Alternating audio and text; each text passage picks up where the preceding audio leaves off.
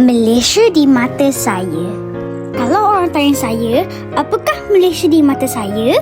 Malaysia is where I learn life, value and what truly matters.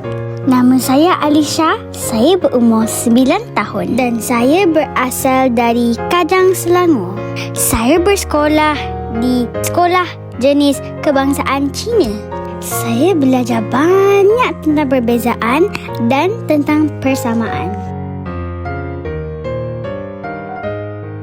Di sekolah, saya ada kawan Melayu, Cina, India. Kami mungkin berbeza bahasa, tapi kami saling hormat menghormati.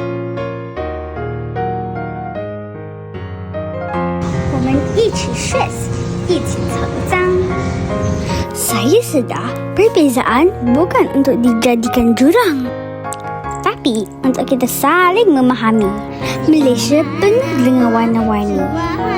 Saya boleh makan nasi lemak pada waktu pagi dan dimsum pada waktu petang. Di Malaysia, kepelbagaian bukan kelemahan, tapi itulah kekuatan kita. Malaysia juga indah dengan alam semula jadi. Pantainya cantik, hutannya hijau dan bandarnya maju. Di sinilah saya membesar, di sinilah saya belajar berimpian. Semoga satu hari nanti saya mampu menyumbang sesuatu untuk negara saya. Malaysia di mata saya bukan sekadar sebuah negara. Ia adalah rumah yang mengajar saya untuk menghormati, memahami dan menyayangi. Walaupun kita berbeza, hati kita tetap satu. Saya bangga jadi anak Malaysia.